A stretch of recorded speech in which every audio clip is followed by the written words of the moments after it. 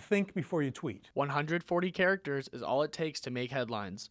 For coaches in 2015, social media has been an unfortunate burden on them and their athletes, and many have restricted their players from using these platforms. But the overarching question is, are First Amendment rights to free speech being compromised? The National Federation for State High School Sports, the organization that creates and enforces rules in over 20 different disciplines, has no social media policy for its athletes.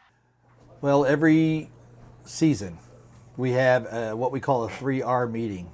3Rs stand for respect yourself, respect your team, respect your coach.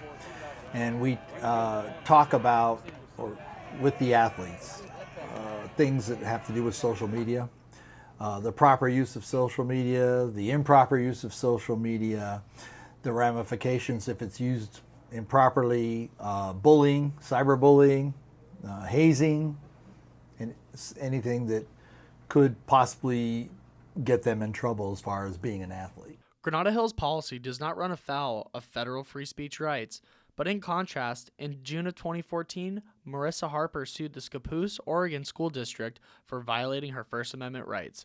She was removed from her high school dance team because of refusal to sign a social media policy. The American Civil Liberties Union took her case and won in federal Supreme Court because of a blanket policy that significantly obstructed free speech. At the collegiate level, it becomes even more vague and complicated because of inconsistencies in the wording of NCAA policies.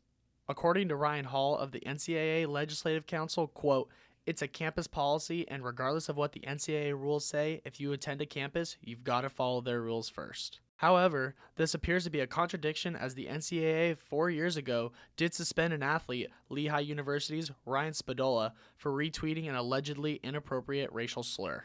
Among Power 5 conferences, including the Pac-12, Atlantic Coast Conference, SEC, Big 12, and Big 10, only 75% have documented social media policies for their athletes. Within the Power 5, there is no uniformity. For instance, Boise State University and the University of Arizona both play in Division I, but have completely different rules. Several Division I universities, including USC, Pepperdine, and Long Beach State, declined comment on their social media policies, while at UCLA, they train their athletes extensively. Yes, definitely. So that's largely through the life skills program. So I think there's a PowerPoint presentation. We may bring in experts in social media to meet with the student athletes, and a lot of it's just common sense do's and don'ts about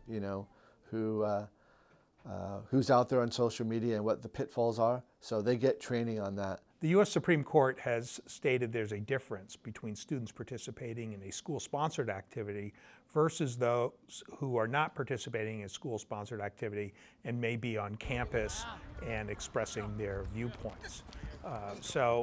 Here you have somebody who's representing the school in a school-sponsored activity, and the coaches have a certain right to restrict, if they like, activity on social media, whether to bar athletes altogether from speaking about the team on social media. I'm sure they have no problem with them talking about personal issues or friends and stuff like that, but prohibiting from talking about team or team-sponsored activities because it could be disruptive to the team.